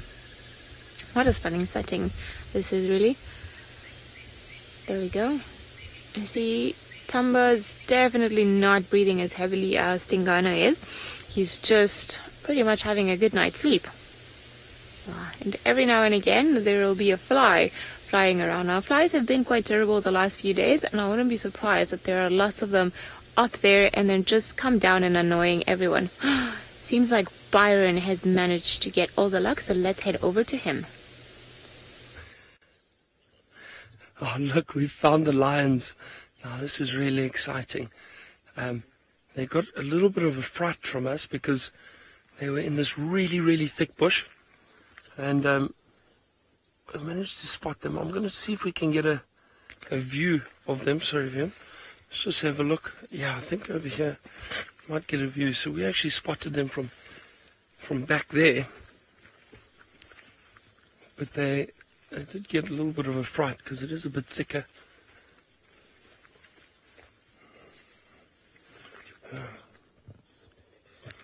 Yeah, I'll have a look. There's a female through there, just under the tree. There we go. Having a good look at us. Is that one of the youngsters? That looks like one of the lionesses. Can't tell, it's a little bit far. This is amazing. This is really, really exciting. Now, what we're going to try to do is keep an eye on them. Just keep an eye on them. Not going to just walk after them, chase them further. What we'll try to do is get Tristan in here, so he can follow them further for you and have a better view on the vehicle. But there, they're moving through there. We can just walk a little bit and just have a look. So they just split up. They got a little bit of a fright. I just want to be careful and make sure that male isn't lying somewhere here, because he might not necessarily move away as quickly. But that is absolutely wonderful.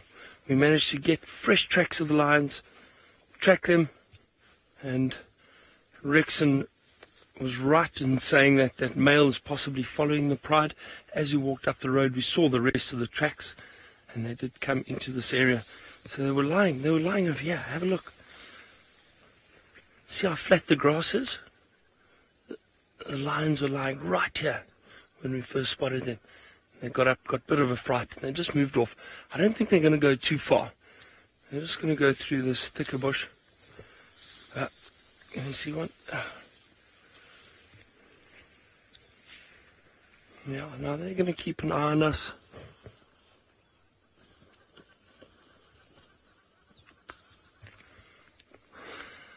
It's very exciting. I love it. It's always wonderful to track and find a pride like this. Like I say, we don't want to push them anymore. We don't want to walk after them. And that's also potentially when you're looking for trouble. But we're just going to hang around in this area, wait for Tristan to get down here, and show him exactly where these lions are, and he'll be able to drive through and hopefully get a nice view of them. Awesome. That was really exciting. Let's go back across to Ali.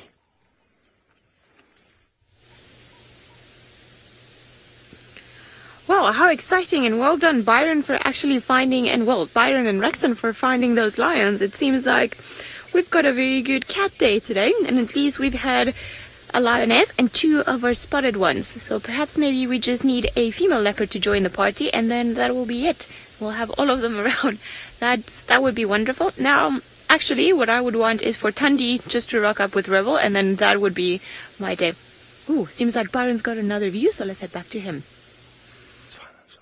Come now. Okay, there, we just got another view of them. We just wanted to show you quickly. Have a look at those curious faces watching us. Now, those are the youngsters, the sub-adults that are currently watching us. But they have settled down again. See, now they're just curious. They want to know, are we a threat or what are we? But we are definitely far away enough from them that they don't feel too threatened. There's no sign of aggression. Often with lions, you'll have tails swishing backwards and forwards. We'll probably hear them growling. So at this distance, they seem quite comfortable. They're not too fazed by us. And I don't think it's necessary for us to go any closer. But this is what it's all about. Being able to track and find a pride of lions on a bushwalk is just the ultimate. Very, very exciting. Not many people get to do this, so this is wonderful.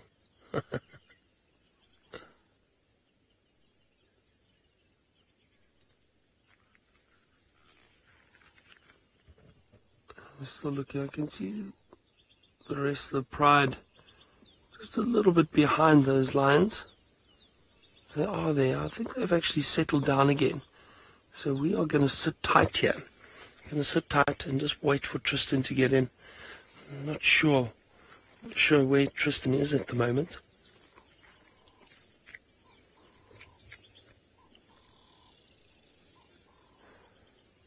Now the thing is, it is very thick, so you constantly just have to check around, just in case, one of the lions decided to come in from another angle, but the chances of that happening are highly unlikely.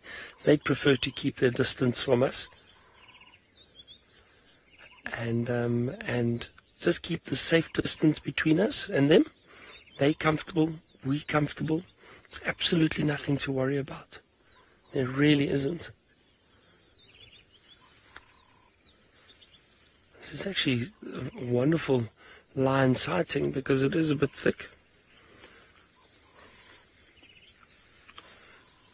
But we can at least, we've got a bit of cover so they don't feel like they out in the open and we don't feel too exposed. Carol, the cubs and the sub-adults, I wouldn't necessarily say they are unpredictable.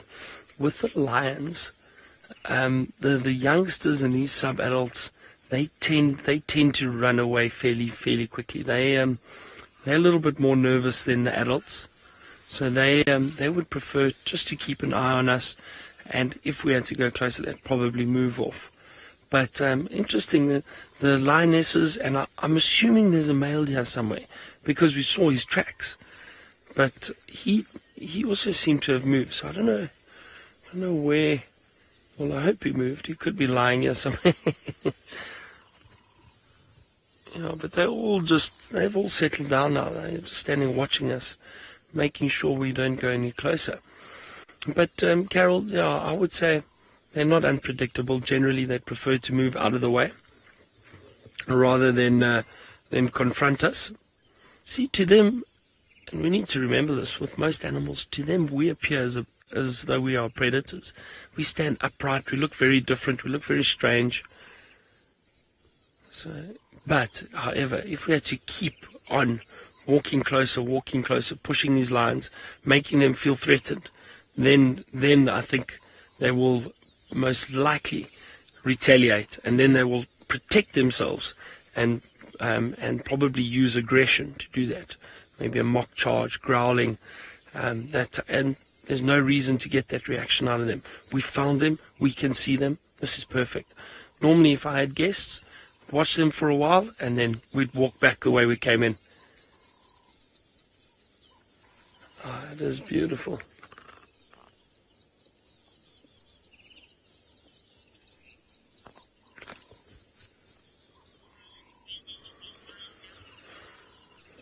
Tony Two Toes, no. I couldn't actually smell the lions where they were lying down. That one's moving off now. So we'll wait for, hopefully Tristan gets here fairly soon. But Tony Two Toes, no. I couldn't really smell them. No, not not where they were lying down. I didn't. But there's a lot of moisture in the grass at the moment. A lot of dew, so that possibly masked the scent of the lions too. Perhaps, I'm not sure. But no, didn't smell them. Maybe also adrenaline's going a little bit. Not worried about the smell as long as we can see them. Now they've just moved off. So, but I'm going to try just keep a little eye on them. They are in this area. We'll wait.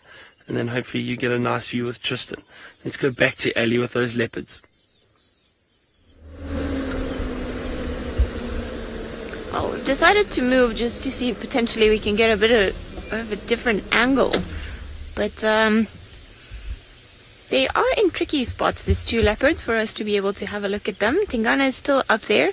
And now maybe looking at him from this side, I'm even more worried at how he's actually managing to balance himself. Now, don't worry, if he falls, he's not going to fall on us. We are at least at quite a decent amount of meters away from him. But I don't even know how he got this going. He's almost like sitting down like a human, but then he's also a half leopard because he's got one leg on the one side of the jackalberry branch and then another one on the other side. But looking from here, it can't be comfortable. It really cannot be comfortable. So I don't know if he's just actually there. Look at that, all of it balancing. I feel like he's in tension almost. He doesn't seem to be a happy, relaxed leopard pose as it normally can be with them, especially when they go and lay flat on top of those branches. So I'm even more puzzled now as to how he can consider this a comfortable position. Maybe he is actually just guarding the kill, and perhaps maybe that is the easiest way to get to the kill, as the kill veers off on the branch where he's actually got his bomb on. So I think maybe he's just positioned himself there just to make sure that Thamba doesn't get up to the kill while he sleeps. He is an old leopard, and he's got quite a few tricks up his sleeve, so I wouldn't be surprised if that was the thinking behind it as to why he chose such an odd position, just because he would block the access for Thamba to go up there. Because Thamba's also he is also an opportunistic leopard, and I wouldn't be surprised if he actually tried getting all the way up there while Tingana slept. But it seems like Tingana knows better.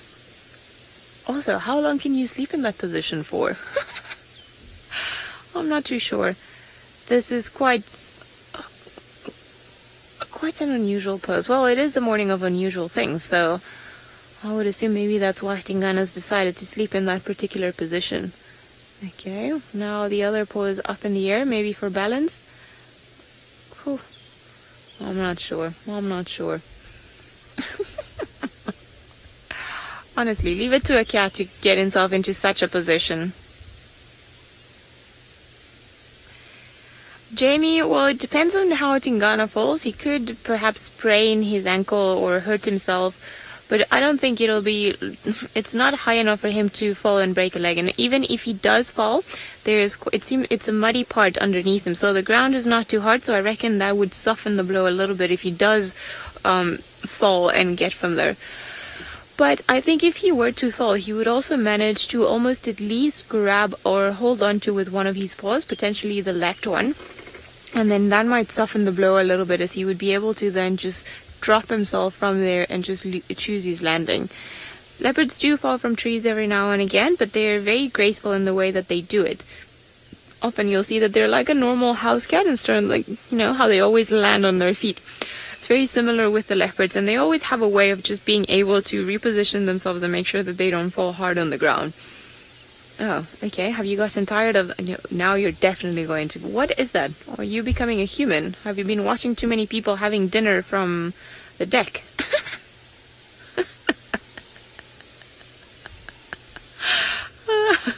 No, his face is completely hidden by some of the branches, but he is... I'm actually enjoying this position. Okay, there we go. Are you going to swap your foot? I feel like if you put your left foot onto the other side of the branch of the tree, there might be some hope so that you don't fall. We are going to keep guard on Tingana, make sure he doesn't fall, but while we do that, let's head back to Tristan, who's now managed to join the lions. Well, when Byron find the lions, he just told me where to go. But interestingly enough, there is track for a male lion going straight north from the Pride and not in staying with them at all. They're kind of pushing way up on Hyena Road, and so I wonder if he's not somewhere that side. We lost his tracks on Hyena Road, cutting off, but Byron and Rexon and them are going to carry on those tracks while we sit and enjoy the Nkuhuma Pride, which is a really nice surprise. I was hoping that we would have the Nkuhumas and wild dogs. It was kind of our starting sort of thing, is that we were looking for tracks for either one of them, and well, there's tracks for both, but we haven't had any success with the dogs. But at least we got the Nkuhuma Pride, which are looking always very good and nice and sort of healthy as normal. Now I'm just trying to think about how I'm actually going to get to where they're going, because some of them are moving, others are lying in the thicket, and I actually can't see where some of them are. The grass is so long here, it's very difficult to make out exactly where all lions are at the moment. Just want to make sure I'm not going to drive over a tail or something. Careful there, Fergus. Lots of buffalo thorns here. So there you see there's one lioness who's just hidden in the grass that you couldn't see at all. Is that you, Amber Eyes? Hello, girl. What are you doing here? You can see how if she lies down completely, you can't actually see her at all. So she's just hidden in the long grass. And I see another female is up and moving. So it looks like slowly but surely everybody's still kind of going. So really good job by Byron and Rexon and the likes to be able to find these lions. It's always good when you've got guys on foot, because it certainly makes our life a lot easier to be able to find them. Now there comes one of the lionesses just from behind the bush, so she's just taking a little break. I'm pretty sure one by one they're going to start getting up and moving. I saw 3 lionesses already move that way. The one with the injury to the oldest lioness, she's already gone past. And then this is the 4th one moving, and then I'm sure Amber Eyes will bring up the rear and come from behind. Now the rest of the sub-adults are also lying off to my right-hand side at the moment. They're just kind of watching what's going on, and I'm pretty sure also one by one they're going to start moving. You can see actually some of them are getting up already. Amber Eyes, are you going to get up as well, girl? Yes, you are.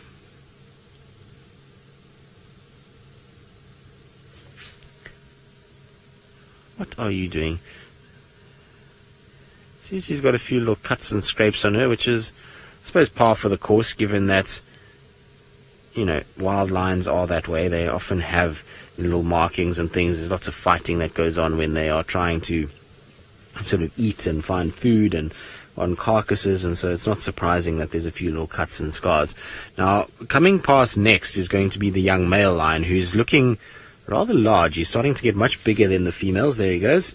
You can see he's got a little mane starting to develop now.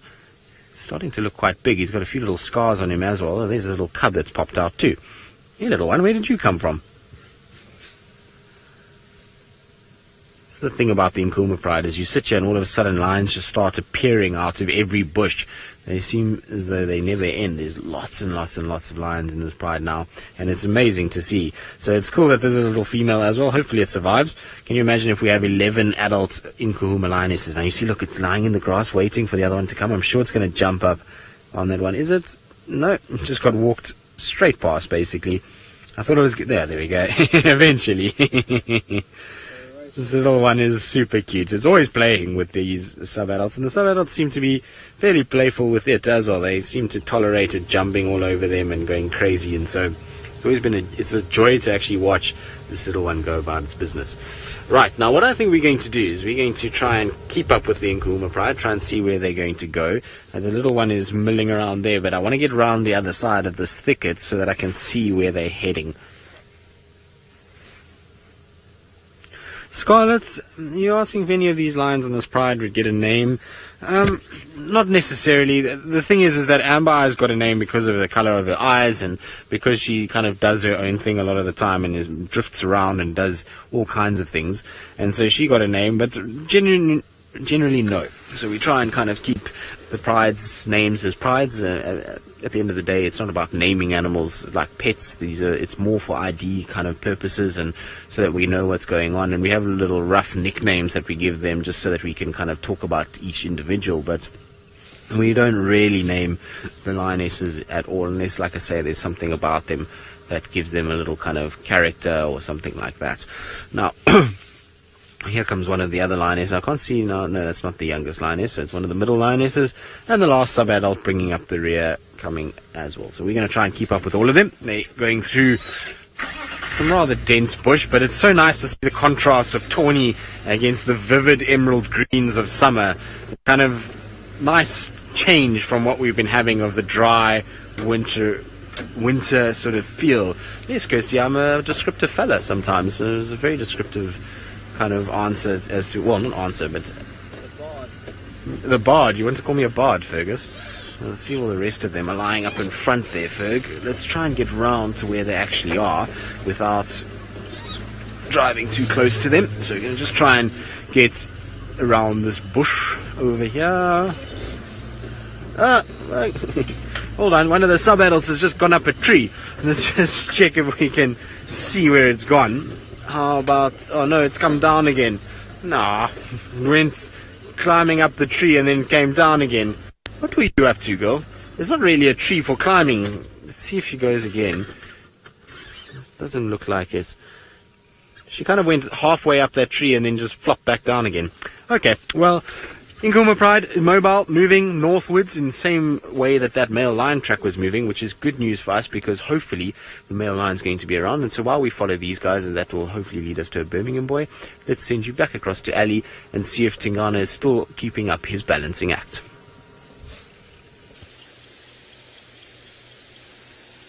Well, he is keeping up his balance, but it almost seems that he's trying to reposition the same way as Tristan.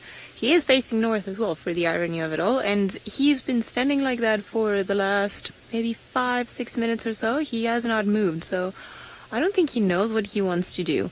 He's definitely listening out, and there were some squirrels alarm calling earlier, and he keeps changing the direction and when he looks.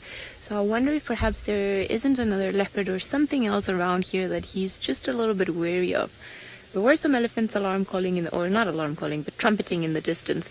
So perhaps that's what he's looking at right now. But I'm not sure what he can see. Obviously, he's got the vantage point. He is on a tree on top of the ridge, whereas we are down in the dry riverbed. So for us, it would be fairly impossible to see the same thing that he is seeing. So we can only try and guide ourselves from what we see he's doing. And whatever it is, it's definitely just on the northern side of where we are. So who knows? Maybe wild dogs? Come on. Yeah. That would be a nice wish, to have the wild dogs run past here and see what would happen. See if Thamba would go up all the way up into the tree. And Tingana, well, he's just in a funny position. I don't know if this is his morning stretch or what it is that he's actually doing with his stomach and his paws on that particular branch of the tree. I think it's almost that he decided that it could be a comfortable position, but then he realized it's really not, and then he's not ready to give up on that hope just yet. Although I can see about another 10 branches where it might be a little bit more comfortable, but it might mean that he would have to give way to Thamba or give a little bit more space for Thamba to actually go up. Are you still looking in that direction?